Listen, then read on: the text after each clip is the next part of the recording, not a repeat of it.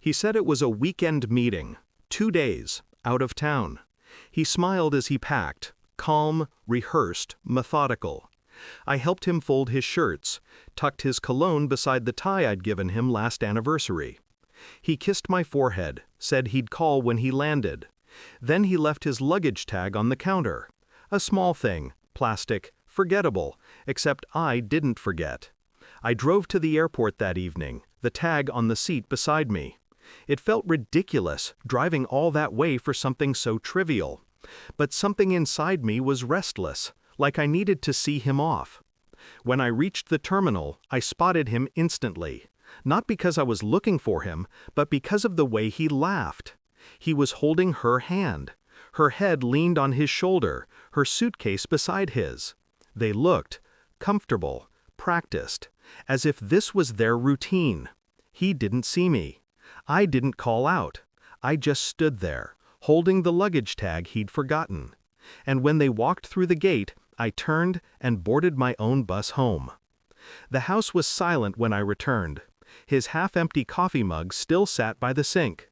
Steam long gone, warmth long gone. I placed the luggage tag on the table and stared at it.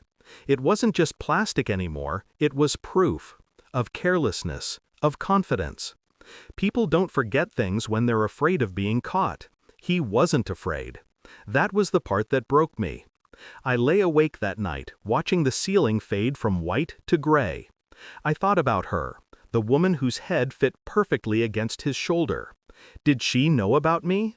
Or was she told I was just a name on mail still being forwarded? When he called the next morning, his voice was sweet, effortless. "Just landed," he said. "Long day ahead." I said, "I'm sure." And he never noticed the tremor I swallowed. That's when I realized something simple, something cruel. I'd spent years loving a man who spoke to me like a stranger he pitied. I didn't confront him, not yet. Instead, I learned his rhythm, his flights, his texts, his convenient silences. When he said meeting, I heard her. When he said deadline, I heard hotel. I started keeping track, quietly, methodically. The nights he stayed late, the mornings he came back smelling like rain and lilac perfume. I traced his lies through receipts, call logs, and credit charges. Nothing dramatic, just data. Truth doesn't need to shout when it's that loud. Once I saw a photo online, conference dinner, smiling faces. His arm around her, the same woman from the airport. I saved it, not as evidence, just as a reminder, a memory of when love finally stopped lying to me. I waited for him to return, for the right moment, for the calm to settle over my fury.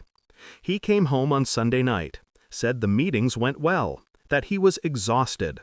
I asked if he enjoyed his flight. He nodded, could have used some sleep. I slid my phone across the table. The photo waited for him. His arm around her, her lipstick still visible on his collar. He froze.